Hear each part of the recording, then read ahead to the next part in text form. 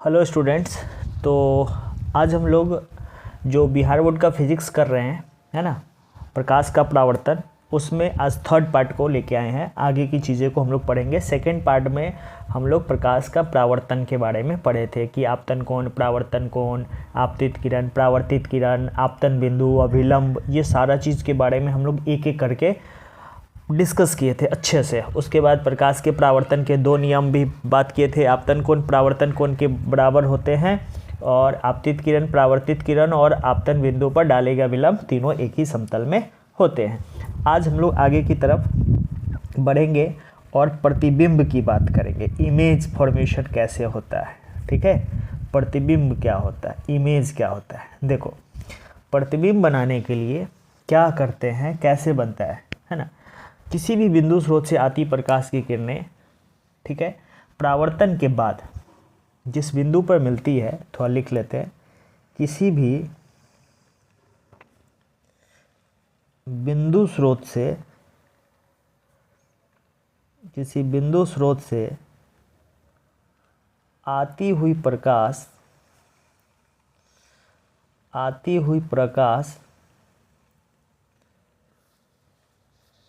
की किरणें,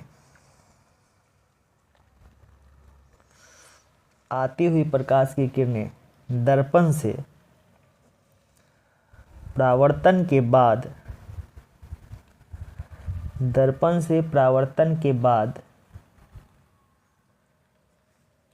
जिस बिंदु पर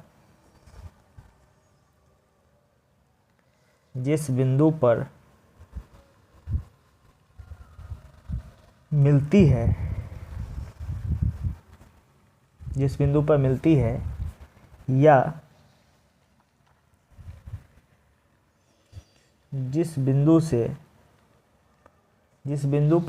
है या जिस बिंदु से आती हुई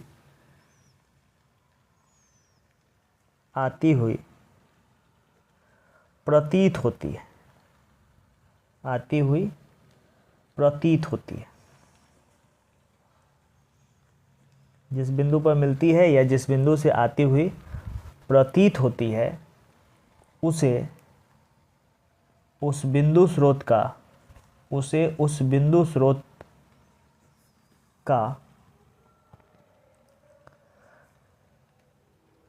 प्रतिबिंब कहा जाता है। उसे उस बिंदु स्रोत का प्रतिबिंब कहा जाता है, ठीक है।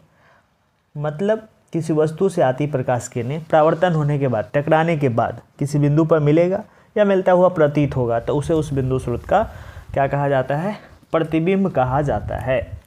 और जो प्रतिबिंब होते हैं वो दो प्रकार के होते हैं। प्रतिबिंब दो प्रकार के होते हैं, ठीक है, याद रखना है। प्रतिबिंब कितने प्रकार के होते हैं, दो प्रकार के होते हैं। पहला एक है वास्तविक प्रतिबिंब,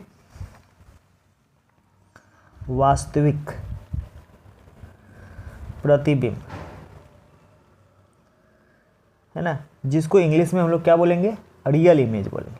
वास्तविक प्रतिबिंब, रियल इमेज। और दूसरा होता है आभासी। इसी को हम लोग, आभासी को ही दूसरा नाम काल्पनिक भी बोलते हैं। एकदम छोटे छोटे टर्म पे ध्यान रखना है अच्छे से, क्योंकि ये बेसिक अगर अच्छा हो गया तो आपका फिजिक्स अच्छा हो जाएगा, ठीक है। आभासी या काल्पनिक जिसको बोलते हैं, काल्पनिक प्रतिबिंब, जिसको हम लोग बोलते हैं वर्चुअल इमेज, ठीक है। तो इमेज जो है, प्रतिबिंब जो है, वो दो प्रकार के होते हैं। प्रतिबिंब दो प्रकार के, एक वास्तविक प्रतिबिंब और एक काल्पनिक प्रतिबिंब, ठीक है। प्रतिबिंब कितने प्रकार के होते हैं, प्रतिबिंब के दो प्रकार होते हैं। एक होता है वास्तविक प्रतिबिंब और एक होता है काल्पनिक प्रतिबिंब, रियल इमेज और वर्चुअल इमेज, ठीक है। यहाँ तक कोई दिक्कत नहीं होना चाहिए। अब हम लोग एक एक करके, ठीक है, वास्तविक प्रतिबिंब और काल्पनिक प्रतिबिंब, तो देखते हैं वास्तविक प्रतिबिंब क्या होता है। पहला वास्तविक प्रतिबिंब।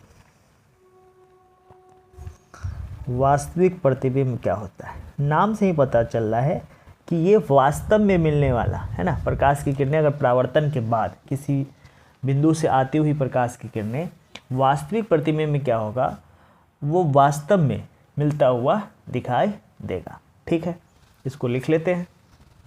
वास्तविक प्रतिबिंब में क्या होगा कि किसी बिंदु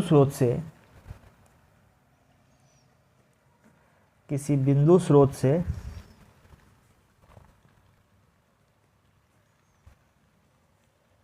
आती हुई प्रकाश किरणें, देखेंगे इसका डायग्राम से भी अच्छे से समझेंगे, है ना। आती हुई प्रकाश की किरणें परावर्तन के बाद जिस बिंदु पर वास्तव में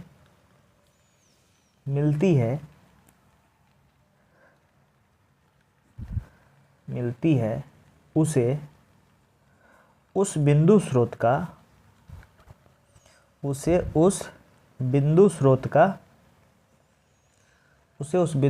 का वास्तविक प्रतिबिंब, रियल इमेज,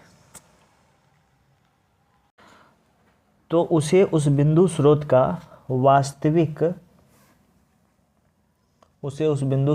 वास्तविक प्रतिबिंब कहा जाता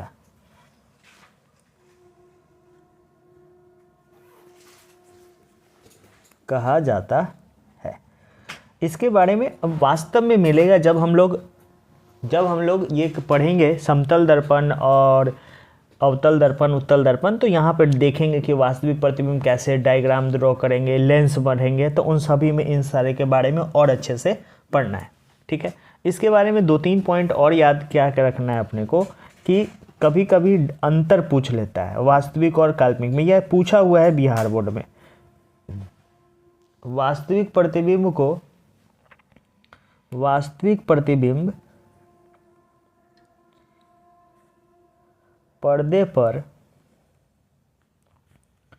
प्राप्त किया जा सकता है। याद रखिएगा, वास्तविक प्रतिबिंब को हम पर्दे पे प्राप्त कर सकते हैं। ठीक है, और दूसरा पॉइंट एक और याद रखना है, क्या वास्तविक प्रतिबिंब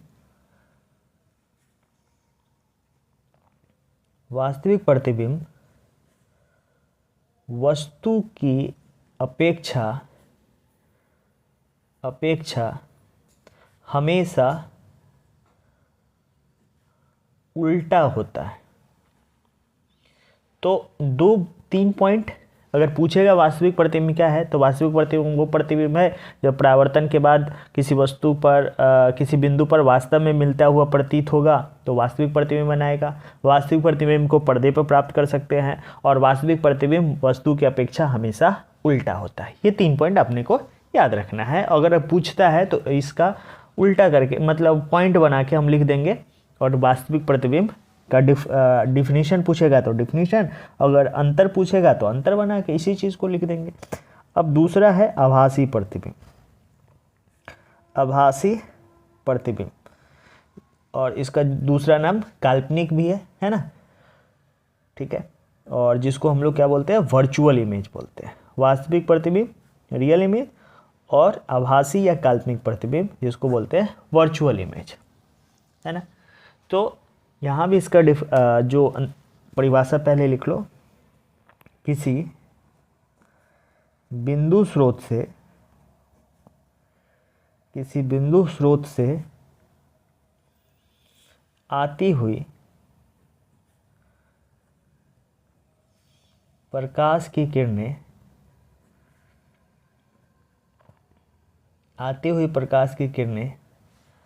परावर्तन के बाद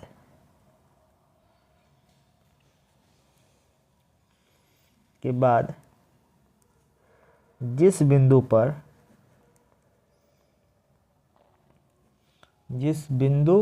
से किसी बिंदु स्रोत से आती हुई प्रकाश की किरणें परावर्तन के बाद जिस बिंदु से आती हुई प्रतीत होती है, उसमें वास्तव में मिलेगा। यहाँ पे आती हुई प्रतीत होगा, ऐसा फील होगा, लेकिन रियल नहीं होगा। आती हुई प्रतीत होती है, उसे उस बिंदु स्रोत का आभासी प्रतिबिंब कहते हैं। लिख के इसलिए बनाया जा रहा है ताकि आप भी साथ साथ लिख सकते हो। लिखने में कितना टाइम लगेगा, समझने में क्या टाइम लगेगा, एकदम साथ साथ हो जाएगा, है ना। ऐसे पहले से लिखा हुआ है तो हम पढ़ देंगे, तो इसलिए लिखना भी ज़रूरी है। इससे आपको भी लिखने का टाइम मिलेगा, समझने का टाइम मिलेगा। तो अगर किसी प्रकाश की किरणें परावर्तन के बाद जिस बिंदु से आती हुई प्रतीत होती है, उसे उस बिंदु स्रोत का आभासी प्रतिबिंब कहते हैं, है ना।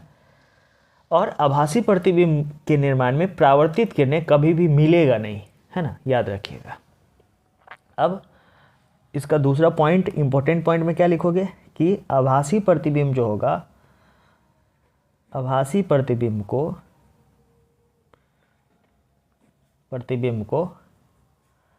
पर्दे पर प्राप्त नहीं किया जा सकता। आभासी प्रतिबिंब को पर्दे पर प्राप्त नहीं किया जा सकता, ठीक है। सिनेमा घर में जो स्क्रीन पे बनता है इमेज, वो वास्तविक होता है, इसलिए उसको पर्दे पर ऑब्टेन कर सकते हैं। आभासी प्रतिबिंब को स्क्रीन पे ऑब्टेन नहीं कर सकते। जैसे आप जो दर्पण में जो आईना आप देखते हो घर में इमेज, उसमें क्या होता है, आपका फेस जो होता है उसको हम स्क्रीन पे नहीं ऑब्टेन कर सकते हैं, है ना। तो वो आभासी प्रतिबिंब है। और आभासी प्रतिबिंब हमेशा सीधा बनता है। आभासी प्रतिबिंब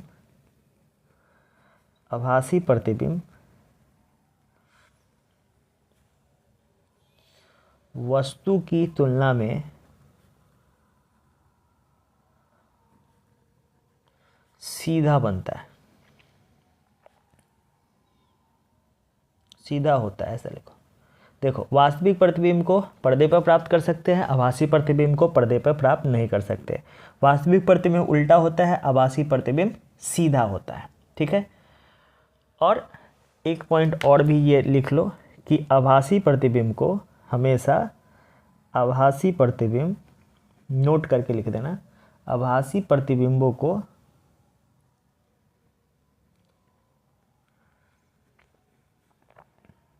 सदा बिंदुओं से या टूटी हुई रेखा, है ना, डॉटेड लाइन से दिखाते हैं। टूटी हुई रेखाओं से दिखाया जाता है। ये भी पॉइंट याद रखिएगा। यह हालांकि कोई वैसा इंपॉर्टेंट नहीं है, बस डायग्राम जब बनाएंगे तो वहाँ पे जब डॉटेड लाइन होगा ना, तो समझ जाइएगा कि आभासी प्रतिबिंब है, ठीक है। अब हम लोग बात करेंगे समतल दर्पण में प्रतिबिंब कैसे बनता है, ठीक है। और समतल दर्पण से जो प्रतिबिंब बनेगा किस टाइप से बनता है, उन सारे को बात करेंगे एक एक करके, ठीक है। समतल दर्पण क्या है, कैसे प्रतिबिंब बनेगा, है ना। बहुत अच्छा चीज़ें है और बहुत इंटरेस्टिंग। फिजिक्स जो है ना, मज़ेदार चीज़ होता है। अगर समझ में आया तो इससे अच्छा मज़ेदार सब्जेक्ट कुछ नहीं है, ठीक है। तो अब हम लोग बात करें हैं समतल दर्पण द्वारा प्रतिबिंब का बना, ठीक है। समतल दर्पण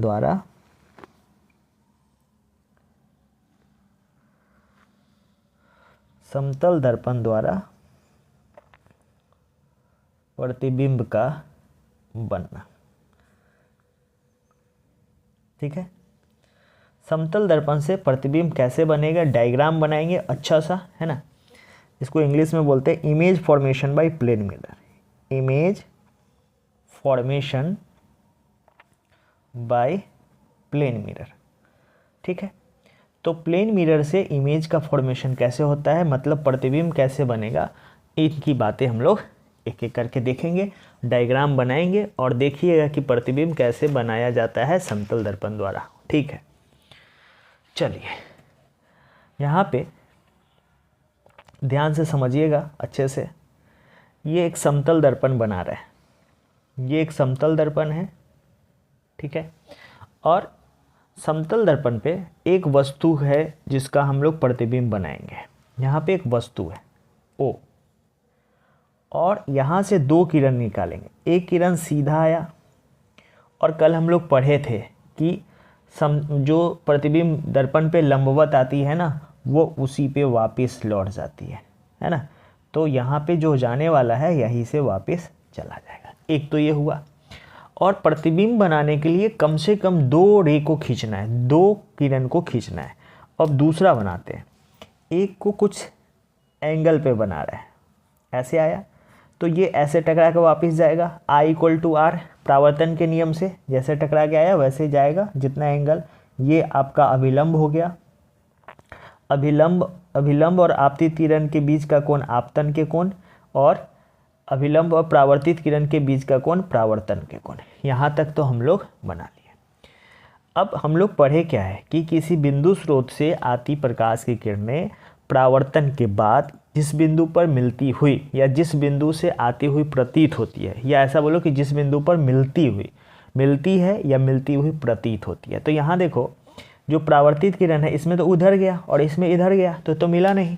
तो इस वाले को हम पीछे की तरफ भगाएंगे थोड़ा सा डॉटेड लाइन से इधर की तरफ, और ये वाला को भी इधर की तरफ। देखो ये ऐसे, इस वाले जो परावर्तन होके गया है सो, तो देखो यहाँ पे दोनों मिला एक दूसरे से, है ना। तो ये इसका प्रतिबिंब हो गया, ये I, ठीक है। ये वाला 90 बना रहा है ना, क्योंकि इधर 90 है तो 90 है। ये वाला बिंदु को हम A नाम दे रहे हैं, ठीक है। इधर वाले को B नाम दे दो। चलो, तो यहाँ पे इसका एक प्रतिबिंब बन गया। अच्छा देखो, ये लंब के साथ R बना रहा है तो ये भी लंब के साथ R ही बनाएगा, ठीक है। तो यहाँ से, है ना, 2-3 बात याद रखना है कि दर्पण से वस्तु की दूरी और दर्पण से जो प्रतिबिंब की दूरी होगा वो हमेशा बराबर होता है, ठीक है। यहाँ पे जो दर्पण से वस्तु की दूरी है ना, दर्पण से वस्तु की दूरी, दर्पण से वस्तु की दूरी, दर्पण से वस्तु की दूरी MO है, बराबर होता है दर्पण से प्रतिबिंब की दूरी, ठीक है। वस्तु दूरी, समतल दर्पण का ये गुण होता है कि वस्तु से जितना आगे, दर्पण से जितना आगे वस्तु होगा, दर्पण से प्रतिबिंब की दूरी उतना ही होगी। यानी समतल दर्पण में याद रखना है कि वस्तु की दूरी बराबर होता है प्रतिबिंब की दूरी। कहाँ से? तो दर्पण से, है ना। इसमें ऐसा क्वेश्चन भी पूछ देगा कि एक वस्तु जो है दर्पण से 3 सेंटीमीटर ऊपर है तो उसका प्रतिबिंब कितना पे बनेगा? तो प्रतिबिंब भी 3 सेंटीमीटर पे ही बनेगा और आगे बनेगा, और ये दूरी MI है। चलिए इसको प्रूफ करके दिखाते हैं। MO = MI, MO = यहाँ से M है, ये MO = ये यहाँ लिख देते हैं, MO = MI प्रूफ करते हैं, ठीक है। देखो यहाँ पे आपतन कोण I जो है इसका नाम क्या है? OAN बराबर OAN, और परावर्तन कोण कितना है?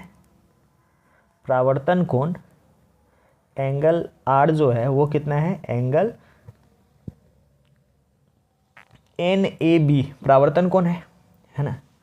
और यहाँ पे देखो OM और NA अभिलंब है, MO तथा M से O तथा NA सतह पर अभिलंब है, सतह पर अभिलंब है और आपस में समांतर है। देखो ये तो अभिलंब भी है और आपस में अभिलंब है और आपस में समांतर है, ठीक है। यानी MO समांतर है, ठीक है। तो एंगल MOA ये वाला जो कोण है और ये कोण बराबर हो जाएगा NAO का, ये भी I। अगर ये I है, ये दोनों समांतर है, तो ये I है तो ये भी I हो जाएगा। तो I लिख दिए यहाँ पे, है ना। कौन सा कोण से? एकांतर कोण से। एकांतर कोण, अगर दो रेखा समांतर है तो एकांतर अंतःकोण बराबर होंगे। ठीक है, यहाँ तो कोई दिक्कत नहीं होगा।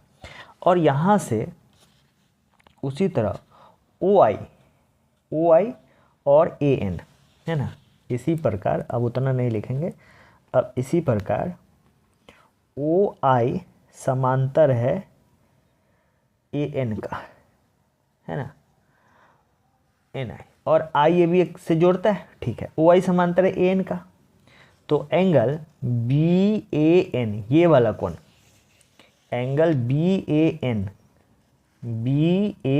ये वाला कोण, और यहाँ से बन जाएगा कौन, AIM बराबर है एंगल AIM, ये हो गया R के इक्वल। ये I और ये R, ये I और ये R। ठीक है, इस प्रकार दो त्रिभुज आपको दिख रहा है, एक ऊपर का त्रिभुज और एक नीचे के त्रिभुज। एक त्रिभुज बन गया OMA और दूसरा त्रिभुज बन गया IMA। इस प्रकार त्रिभुज OMA और त्रिभुज IMA में, इन दोनों त्रिभुज में क्या क्या बराबर हो गया। तो एक तो देखो, एक तो एंगल AOM बराबर है एंगल AIM का, है ना, ये I और ये बराबर R, angle I equal to R से। और एंगल OMA बराबर है एंगल IMA, ये हो गया 90 डिग्री।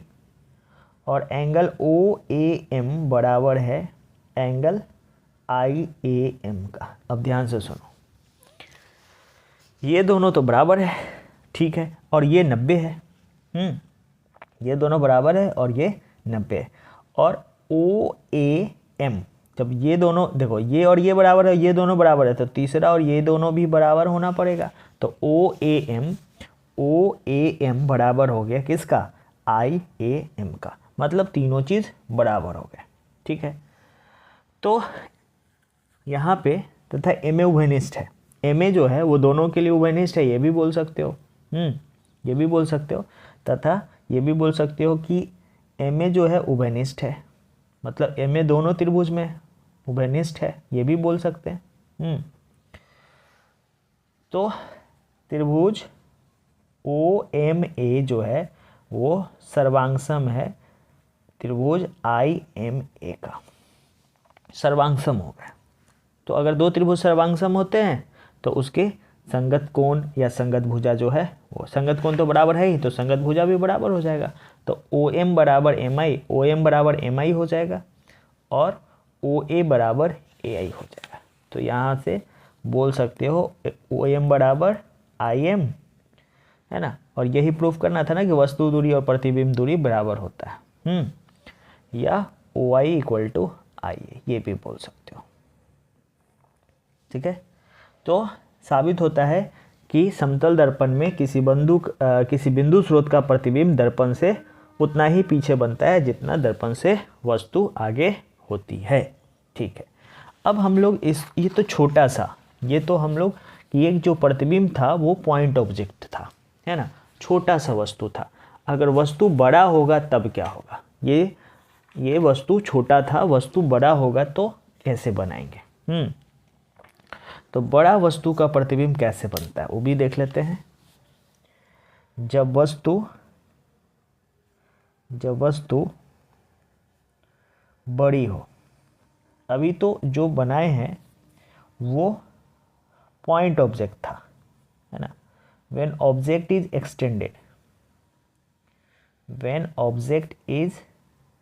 एक्सटेंडेड, जब पॉइंट ऑब्जेक्ट होगा तब तो वो पहले वाला बन गया, है ना। अब अगर बड़ा ऑब्जेक्ट होगा तब प्रतिबिंब कैसे बनाएंगे, ठीक है, ये भी याद रखना है। यहाँ पे डायग्राम ड्रॉ करते हैं, ध्यान से सुनिएगा। एक समतल दर्पण ऐसे बनाते हैं, ऐसे, ये एक समतल दर्पण है, ठीक है, और यहाँ पे एक वस्तु है ए बी, एक वस्तु है ए और बी, ठीक है। अब फिर से दो रे निकालना है, दो रे निकालना है। कैसे? एक रे तो सीधा जाएगा तो वो उसी पे वापस आ जाएगा, ठीक है, परे हो, सीधा जाएगा तो वापस आ जाएगा। और एक को अगर नीचे की तरफ किसी कोण पर भेजे तो क्या करेगा, ये इतना ही कोण से वापस जाएगा, ऐसे, दूसरा रे ऐसे चलाया, ठीक है। तो दोनों परावर्तित किरणें जहाँ पे मिलेगी वहाँ पे प्रतिबिंब बनेगा। तो इसको पीछे की तरफ ड्रॉ करो और इसको भी पीछे की तरफ एक्सटेंड करो, तो देखो यहाँ पे प्रतिबिंब बन गया। अगर इसको ऐसे, ये बेस है तो यहाँ पे इसका प्रतिबिंब बनता हुआ दिखाई दे रहा है, ठीक है, प्रतिबिंब बनता हुआ दिखाई दे रहा है, ठीक है। ऐसे भी ड्रॉ कर सकते हो, या एक रे यहाँ बेस से भी दिखा सकते हो, जैसे ऊपर दिखाए हो तो एक यहाँ से आएगा तो यहाँ से आ जाएगा, तो इसका ये हो गया। और एक है ना, नीचे बना लोगे ऐसे, ये सिंपल डायग्राम यही रखो, सबसे अच्छा है, ज़्यादा करेंगे। ऐसे एक बनाना चाहो तो यहाँ से ऐसे लेंगे और इसको ऐसे करेंगे और इन दोनों को भी पीछे भगाएंगे तो यहाँ पे प्रतिबिंब बन जाएगा, ठीक है। बना भी सकते हो। चलो ये डायग्राम रेड दूसरा दिखाते, इससे भी नीचे वाला भी ये ऐसे आएगा और ऐसे जाएगा, और इसको भी पीछे की तरफ भगाओगे और इसको भी पीछे की तरफ भगाओगे तो ये प्रतिबिंब बना, ठीक है। तो किसी दो को बना लो, 1 और 2 को बना लो, कहीं से भी बना लेंगे तो काम चलेगा। ये इसका बी डैश और ए डैश हो गया, और ये प्रतिबिंब का हाइट हो गया और ये वस्तु का हाइट हो गया, ठीक है। ये एफ है और ये ई है, ये एम और एम डैश मिरर हो गया, ठीक है। तो यहाँ भी बात वही है, समतल दर्पण में आभास, देखो प्रतिबिंब जो बना वो सीधा बना, जैसे वस्तु ऊपर है तो प्रतिबिंब भी ऊपर है। और आभासी, यहाँ जो प्रतिबिंब बना वो कैसा बना, आभासी बनता है और सीधा बनता है, और तीसरा पॉइंट वस्तु के बराबर बनता है ना। वस्तु की ऊंचाई बराबर है प्रतिबिंब की ऊंचाई, ठीक है। तो समतल दर्पण में जो प्रतिबिंब बनता है उसके कुछ गुण हैं, वस्तु की ऊंचाई और प्रतिबिंब की ऊंचाई बराबर होते हैं, ठीक है, याद रखना है इस चीज़ को, ठीक है, याद रखना है। अच्छा एक बात और, एक आता है डेविएशन एंगल, विचलन कोण, वो भी जानते हैं, थोड़ा सा समझते हैं। इसके पॉइंट को लिखेंगे, चाहे पहले उसकी प्रॉपर्टी को लिख लो, उसके बाद विचलन कोण की बात करेंगे। समतल दर्पण में बने प्रतिबिंब जो होते हैं उसकी कुछ विशेषताएं हैं, उसको देख लेते हैं।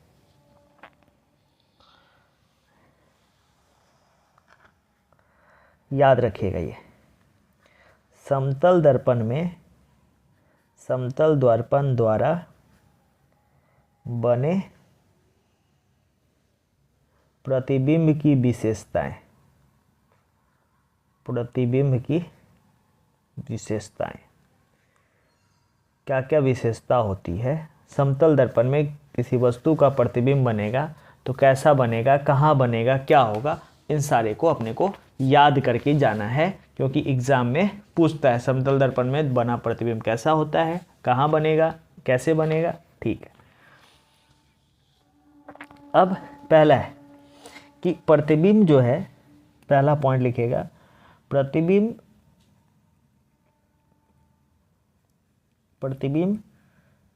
आभासी होती है, प्रतिबिंब आभासी होती है, ठीक है। दूसरा पॉइंट, इसका आकार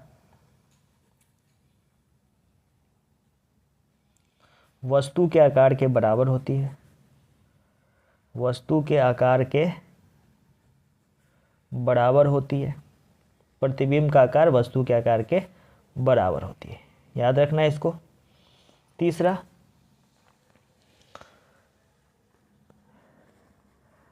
प्रतिबिंब वस्तु तथा प्रतिबिंब को मिलाने वाली रेखा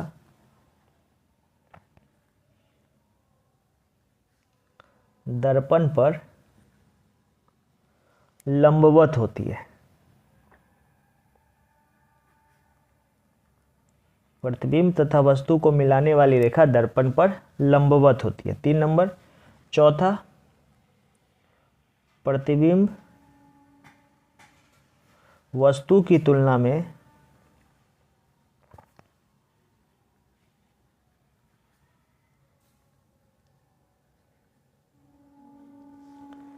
सीधा होता है।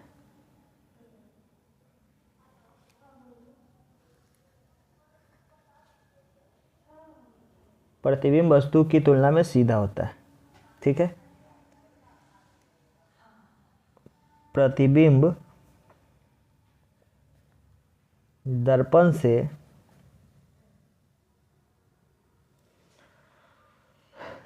से उतना ही आगे, उतना ही पीछे बनता है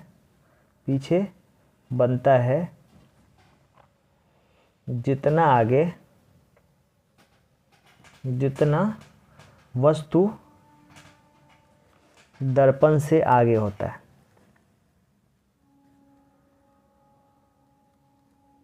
ठीक है।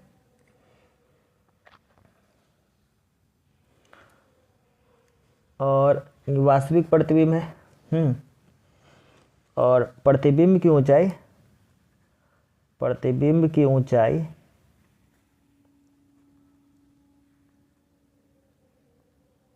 वस्तु के ऊंचाई के बराबर होता है। प्रतिबिंब का ऊंचाई वस्तु के ऊंचाई के बराबर होता है।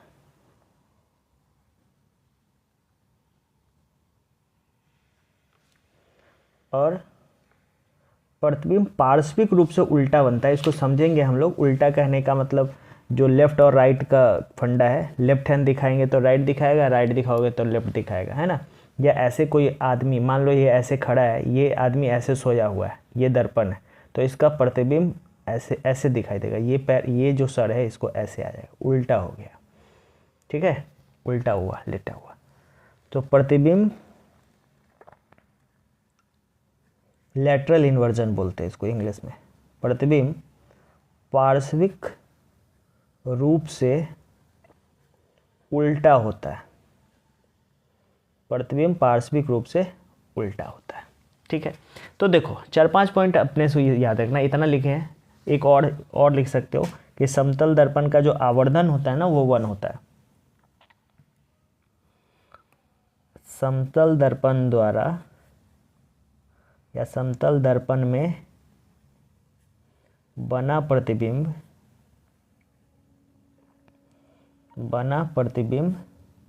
का आवर्धन +1 होता है। 1 होता है, याद रखिएगा, प्लस में। देखो 2-3 पॉइंट क्या याद रखना है। प्रतिबिंब हमेशा उल्टा बनता है, सीधा बनता है, आभासी होता है, आभासी और सीधा होता है, याद रखना है। पहला, प्रतिबिंब हमेशा आभासी और सीधा, जब भी आभासी कहीं भी बनेगा आभासी तो सीधा होता है, याद रखिएगा। आभासी के साथ हमेशा सीधा जुड़ा रहेगा। प्रतिबिंब आभासी सीधा बनता है। वस्तु के आगे जितना आगे मिरर से, दर्पण से जितना आगे वस्तु होगा, दर्पण से उतना ही पीछे प्रतिबिंब होगा। वस्तु का आकार और प्रतिबिंब का आकार बराबर होता है, ठीक है। प्रतिबिंब की तुलना में वस्तु हमेशा सीधा बनता है, आभासी बनता है। प्रतिबिंब का आकार वस्तु के आकार के बराबर होता है। दर्पण से जितना आगे वस्तु होगा, दर्पण के उतना ही पीछे प्रतिबिंब होगा। प्रतिबिंब पार्श्विक रूप से उल्टा बनता है और समतल दर्पण में बने प्रतिबिंब का आवर्धन 1 होता है।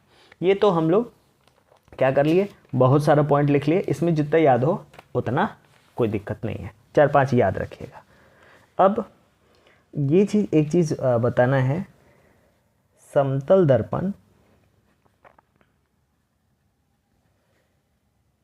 दर्पण से एक परावर्तन के बाद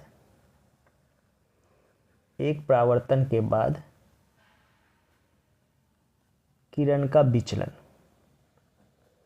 विचलन कोण, एंगल ऑफ डेविएशन, किरण का विचलन है ना। तो विचलन क्या होगा, एंगल ऑफ डेविएशन इसको बोलते हैं। विचलन का मतलब क्या है समझते हैं, थोड़ा आसान चीज़ है, कोई ये ऐसा नहीं है कि नहीं समझ में आएगा।